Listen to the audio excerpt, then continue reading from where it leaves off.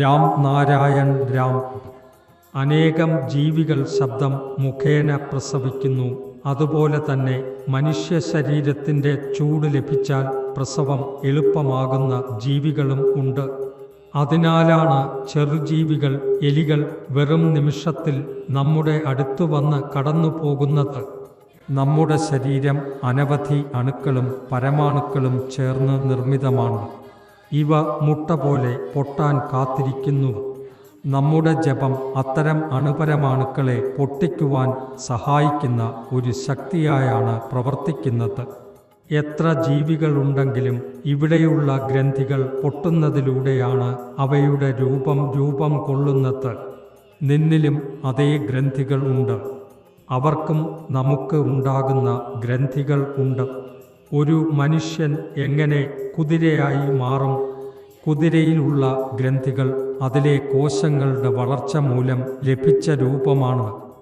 ആ ഗ്രന്ഥികളെ ഉണർത്തിയാൽ നിന്റെ ശരീരവും അതുപോലെ രൂപം കൈകൊള്ളും.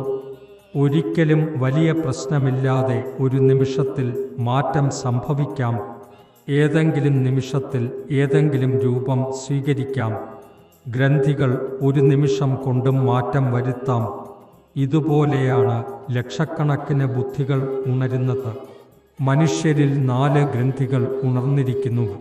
അതിന് 10,000 വർഷങ്ങൾ കഴിഞ്ഞു എന്ന് കരുതിയാൽ അതിൽ 6 ഗ്രന്ഥികൾ ഉണർന്നാൽ ആൾക്കാർ ആനകളായി മാറും. മറ്റെന്തെങ്കിലും രൂപത്തിലേക്ക് മാറാനും കഴിയും. ജപവും ധ്യാനവും എല്ലാം ഗ്രന്ഥികളെ ഉണർത്തുകയില്ല. ചില ഗ്രന്ഥികൾ മാത്രമേ ഉണരുന്നുള്ളൂ. 1,00,000 പേരിൽ ചിലർ രാജാക്കന്മാരായി മാറും, ചിലർ കവികളായി മാറും. എല്ലാം സാധ്യമാണ്. തോക്കിൻ്റെ ബുള്ളറ്റ് ഉദ്ദേശിച്ച സ്ഥാനത്ത് പൊട്ടിച്ചാൽ അതുപോലെ സാക്ഷാത്കാരമാകും.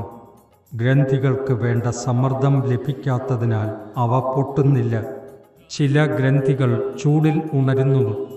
മൂലാധാരം മുതൽ സഹസ്രാരചക്രം വരെയുള്ള ഈ പേരുകൾ എന്തിനാണ്?